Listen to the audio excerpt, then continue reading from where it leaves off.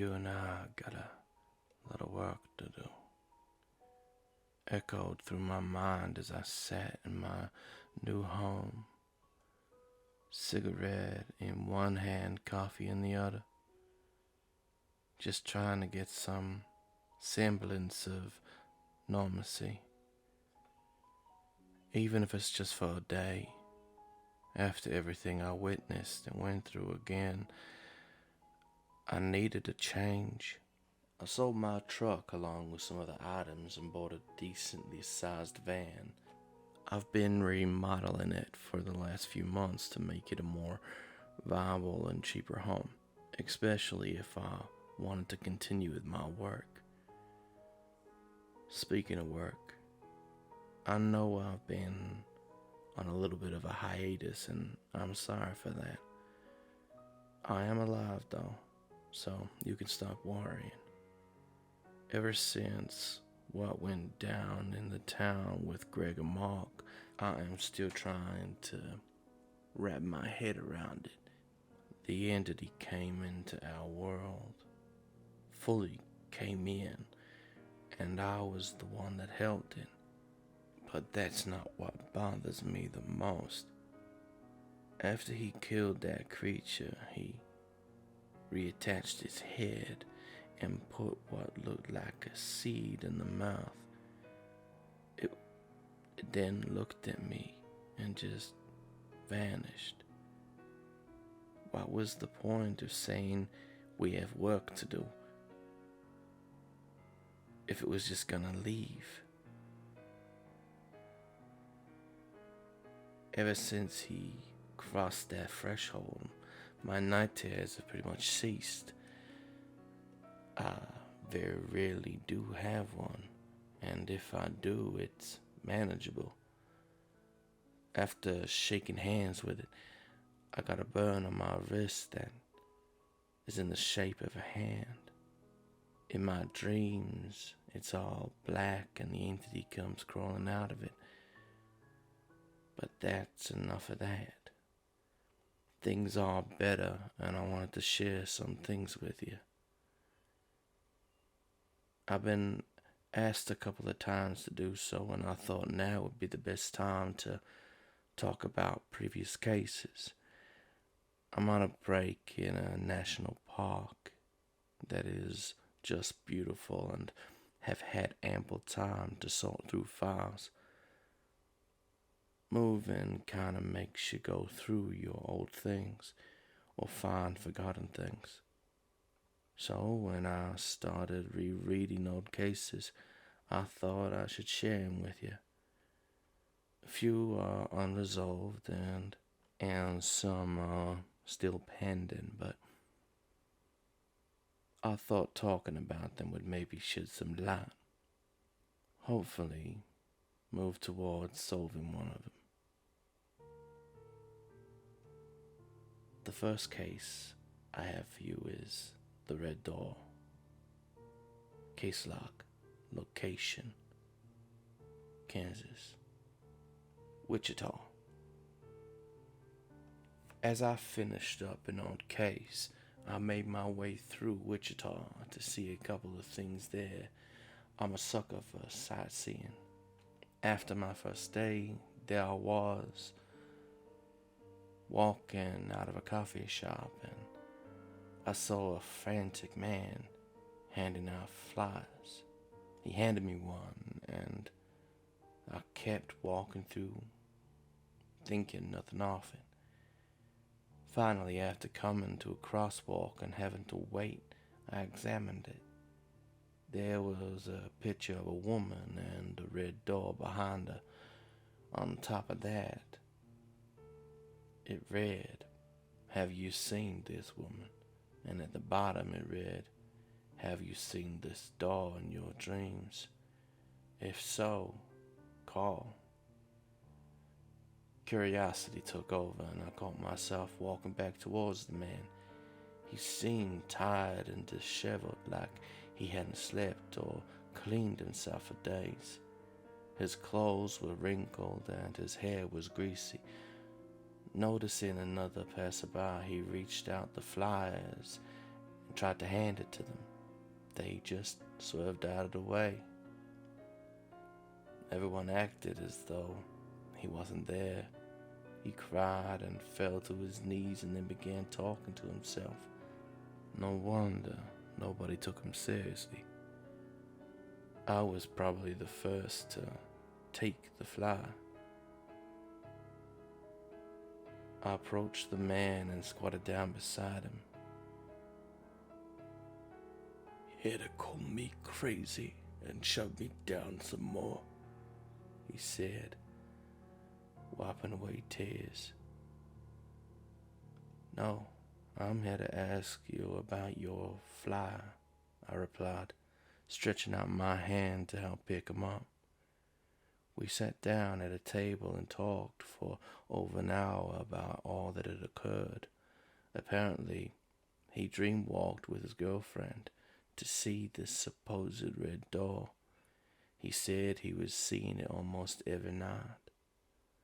The first couple of attempts didn't work, but the fourth one did. When they finally saw it, she decided to go in,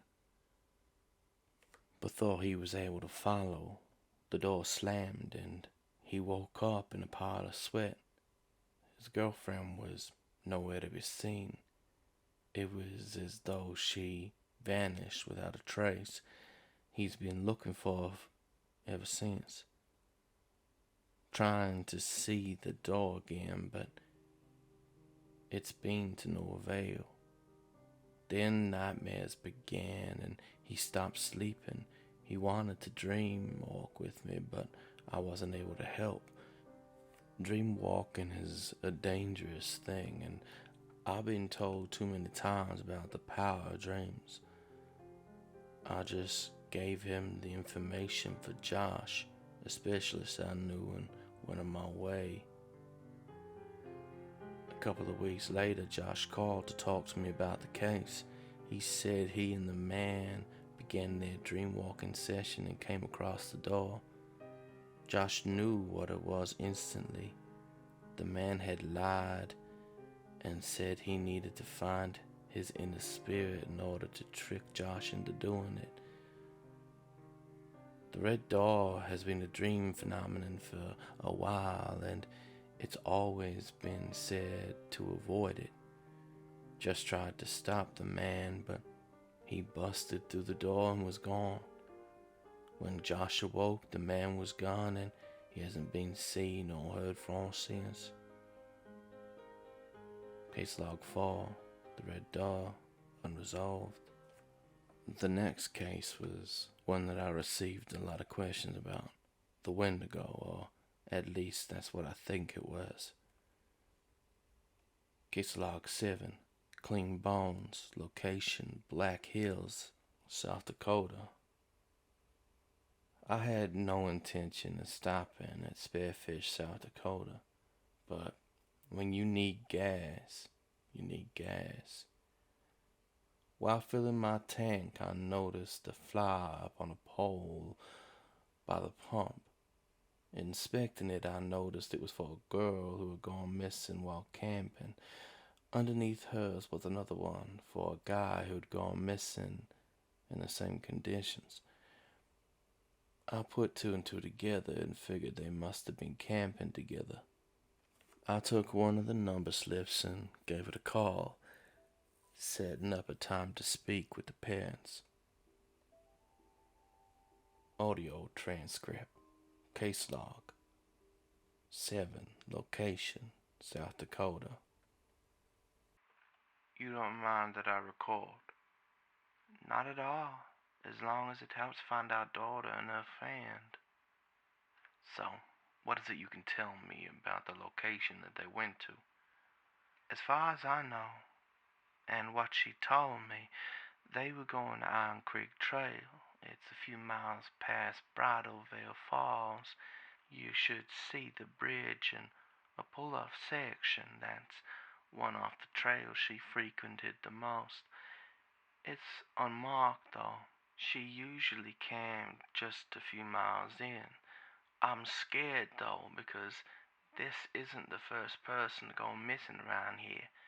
In fact, there have been 3 others.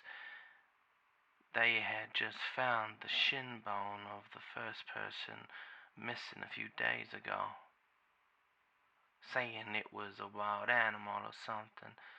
The thing is, the bone was just completely clean, as though something was nibbling on it for days. Just the bone, and you said it was completely clean? Clean except for a little chunk of flesh in the groove, just enough to identify the person. Man was a convict, so he won't be missed. Joseph, that's a terrible thing to say. A life is a life, no matter the sin.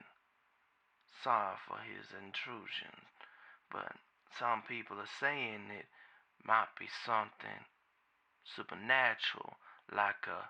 Don't go spouting off that horse shit. There's nothing supernatural about it. I think the man's got enough information now. Go find our daughter and don't come back till you do. Thank you for your time. I appreciate the information, and I'll be in touch. Audio transcript, case log 7, and 5 people missing from areas all around Black Hills. It's gonna be a hard thing to pinpoint. At least I have an okay amount of information to go off to find the 4th and 5th missing. First missing, deceased most likely, with a whole leg bone showing up. That or some forged records happened. I went around the surrounding towns first to find info on the 2nd and 3rd missing. I couldn't find anything on the 2nd, but the 3rd was interesting. The sister of the 2nd didn't want an interview. She just told me her brother went missing from around Barnes Canyon. On my 2nd day of investigating, the 3rd missing person was found in the middle of a Cold Brook Canyon. Well, at least the rest of him was. Spanning in a 1/4-mile radius was multiple bones picked clean, and his head right on the trail, as if someone wanted it to be found. I tried interviewing one of the rangers who were there on the scene, but they declined and told me to leave it to them. Of course, I wasn't going to do that, but some more information would help. This led me to the biggest worry I have. Either the 2nd body has yet to be found and has already been consumed, or it's the next dinner before the daughter and her friend. So, no more talking, people. It was time to get my hiking boots on and have a little walk. While searching around the trail, a sudden fear came over me. The fear of walking into the unknown and having no idea what you're getting yourself into. Surprising, right? Coming from a person who just started looking into the unknown, but this is a feeling that I've had to get used to. About 3/4 of a mile in, I thought I saw someone standing behind a tree way off in the distance. The thing was, they didn't have any distinguishing features. They looked like they were in a black moth suit, but it was getting dark and there was quite a bit of trees, so against my better judgment, I began to make my way to them. A couple steps in, I noticed the jacket on the ground. It was a little beat up and had some blood on it. Kneeling down to inspect it some more, I heard a voice calling out to me. Turning around, I noticed it was one of the rangers I tried talking to at the last crime scene. Audio transcript, case log 7, location, Iron Creek Trail. What are you doing out here? Oh, just going for a little hike. Really? You just happened to be going for a little hike where two people went missing? One of them whose parents you talked to? I told you to stop investigating and leave it to us. But you gave me a feeling that you weren't gonna listen, so I followed you. And well, looks like I was right. Silence goes over the recording as we're both standing there. Tension in the air rose and then died as soon as I slightly moved my arm and pointed to the jacket. What's that? The girl's jacket. Looks like your department did need my help. Huh. Whatever you say. We would have found it once we set the dogs loose. And when's that supposed to? I cut myself off as I noticed a broken bloody branch about a foot away. The crunching of leaves came through until I stopped and knelt down. They went this way. How do you know? I used to do quite a bit of tracking when I went hunting. Then I got a little better once I began looking into things that I was investigating. You'd be surprised how many people go missing and what's really out there. You really believe in this nonsense? Cryptids, aliens, Nissel, and all of that? Some of it, yes. Sometimes it's nothing but a psychopath or cult, but other times there's no other explanation. Help! Somebody please help! The voice sounded different. It was too off, and it was even more apparent in the recording. It came this way. Move, now. Wait, stop. Hold on just a second. I grabbed his arm, trying to make him stop. Help! Somebody please help! What the fuck are you doing? They need our help. That sounded exactly the same as the first time. Can't you tell? It sounds off too. Just listen. Silence filled the recording for about 30 seconds until it was broken.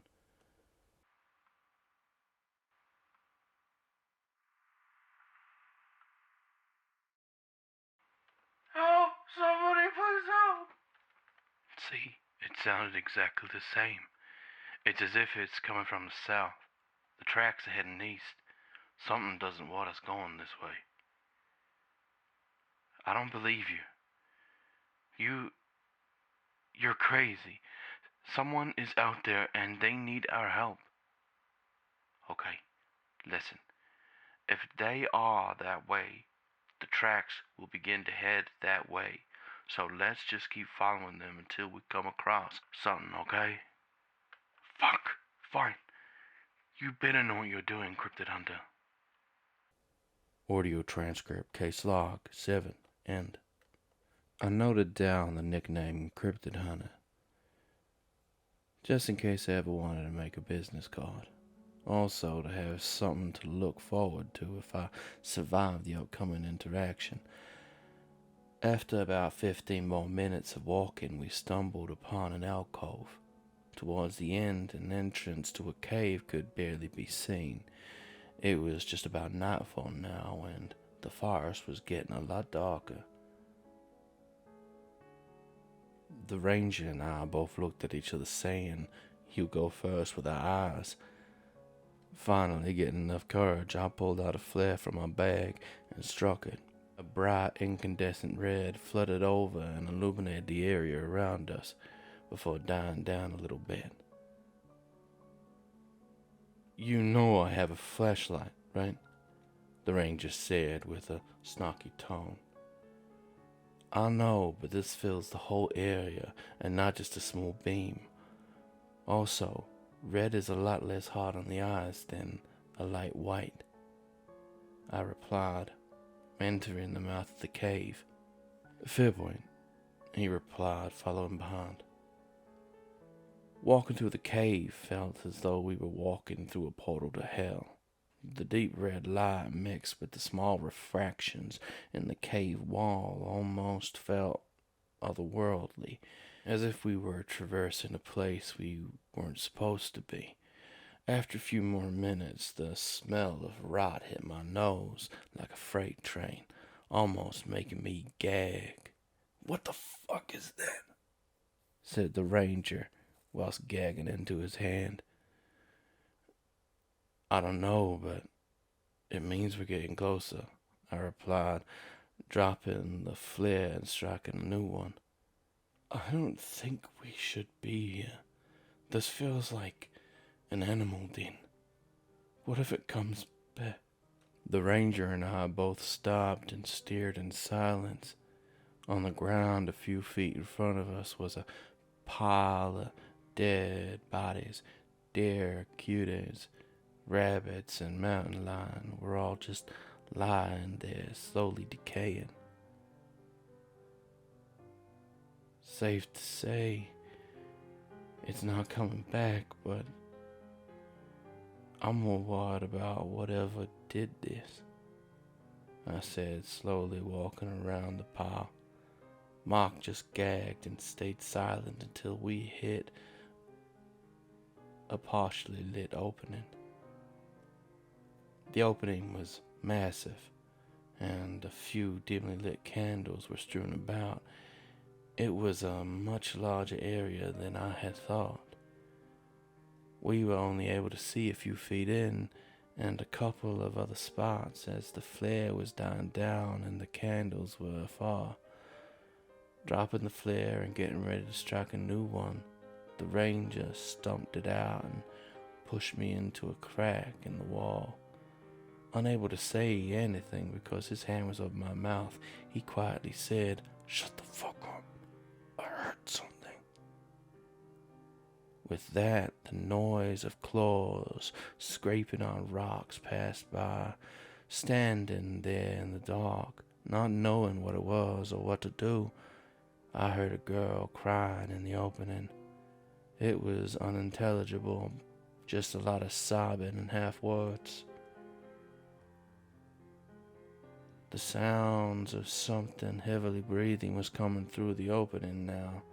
Then came the sounds of what could only be guessed were tendons and muscles being ripped. After that was done, I could hear what sounded like someone eating a pie with no hands and an open mouth. Except this was not some normal pie. It was guttural, sitting there listening to the chomping and chewing, then a final snap and sucking sound ended the symphony of grotesque noises. The girl was crying louder now, asking and begging why. Through sobs, suddenly there was a scream followed by cracks and groans, and then a man spoke. Audio transcript, case log 7, location, cave system.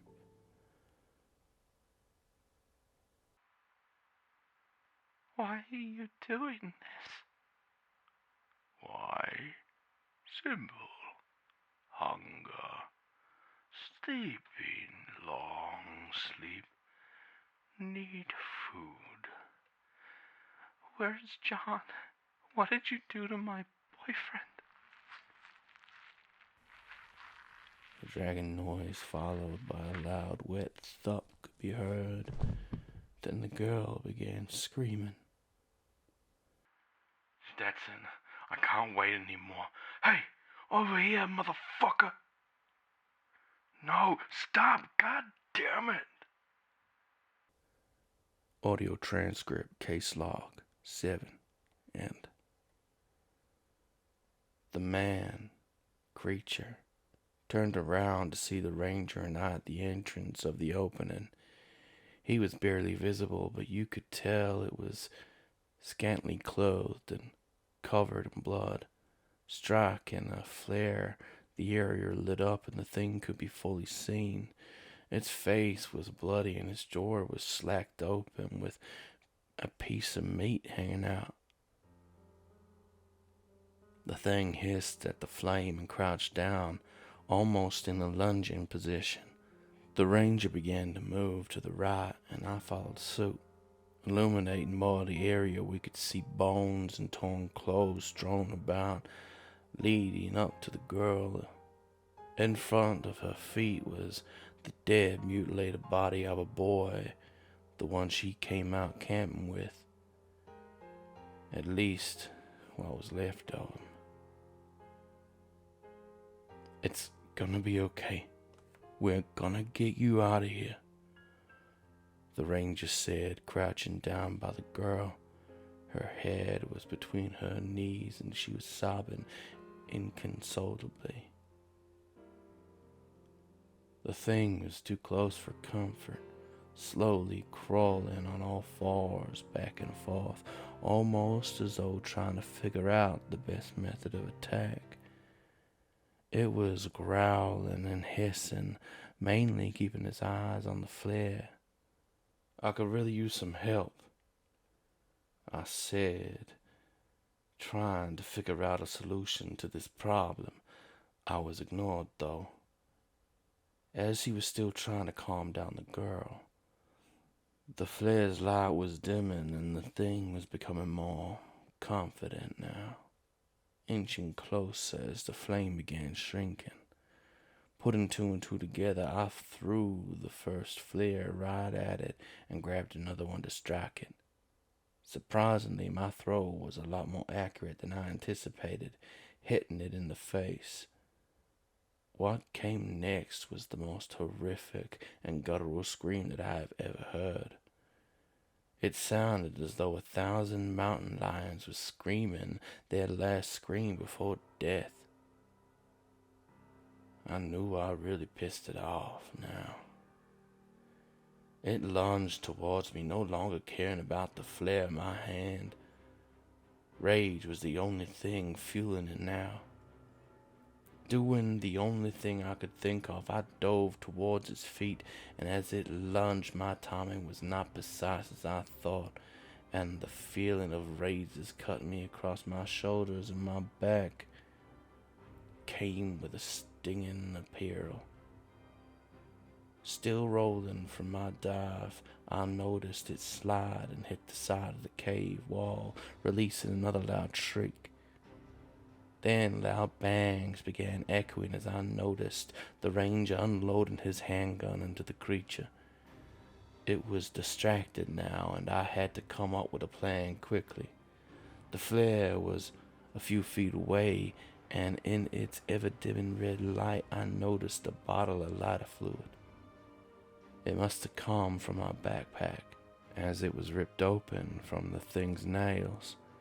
Thinking quickly, I began fast crawling towards the bottle, snatching it up before my attention was drawn away. Looking up, I saw the ranger backed away in an opening of the cave. The creature was hacking and slashing away at the wall, trying to make its way closer to him, letting out hellish screams and flinging rock debris all over. Gaining control of myself again, I quickly got up and ran towards the creature, opening the bottle of lighter fluid. Gripping it as hard as I could, I began spraying the liquid in the next formation as I thought I was swinging a katana. The creature seemed to have taken notice of me the second I was done spraying it. The thing lunged at me, slashing its claws towards my torso as I fell back. I landed in something lukewarm and sticky. Confused about what it was, I had to focus on the task at hand. The creature, now hovering over me, was just watching me. It cocked its head from side to side as though it was meticulously figuring out the best way to dismember and eat me. Trying to crab walk away, I figured out what it was that I tripped on. It was the body of the girl's boyfriend, laying there lifeless and as pale as a ghost. Even in the dim delirium, I could see the fear that was frozen on his face. The creature was still standing there watching me, breathing heavily in and out, in and out. Then it finally took a step towards me. Its jaw slacked open and drool began pulling out. I felt my hand touching something as the creature was going down on all fours. Grabbing it, I heard Mark begin to scream and charge the creature with a pocket knife. An ill attempt, though, as the creature backhanded him and swatted him away like a fly. As much of a failure as that was, it gave me enough time to figure out what was in my hand. It was one of my flares, and an unlit one at that.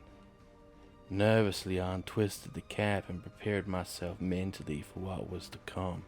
Striking it caused the monster's head to snap towards me, sounding like a cacophony of bones cracking.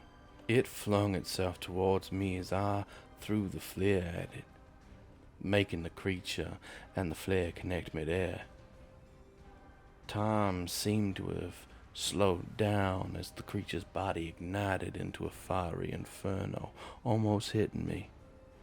The smell of death burned flesh and hair filled the air as the creature began frantically flinging itself around in hopes of putting out the fire. I will say it was a futile attempt. The damage was already done. The thing fell to his knees, letting out one final hellish screech before slumping onto the ground, laying there what appeared to be lifelessly, slowly burning away until it started to become nothing but ash and bones. Not much more can be said about the whole affair. I don't want to bore you with a bunch of the minor notes about what was in the cave. The ranger and the girl got out with what appeared to be minor injuries. I had a few slashes on my back and one on my chest. The ranger had a dislocated shoulder and a minor concussion. Then the girl, she only had a couple of minor scratches and bruises. Multiple bodies and bones were found at the site. No more of the information was disclosed to me. The ranger and I still keep in touch from time to time. He retired from being a ranger, and the girl just got married this year. Both Mark and I were invited. It was a beautiful ceremony, and the whole affair of how we met was never brought up.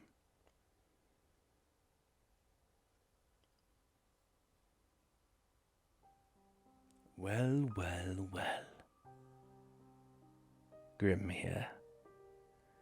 And I hope you enjoyed this retelling of I Search for Things People Are Too Scared to Believe in. This is part 3. Technically, part 3, part 1. Because we have part 3, part 2 coming up next week. It was written by the amazing author Cole Blaze K, which is their username on Reddit. And as I've done with the last 2 videos, I'll be putting this down below. I hope you have enjoyed listening, and I won't drag this out, so be safe wherever you are. Have yourself a good night or day. And as always, this is Grim. And I'm, well, signing off.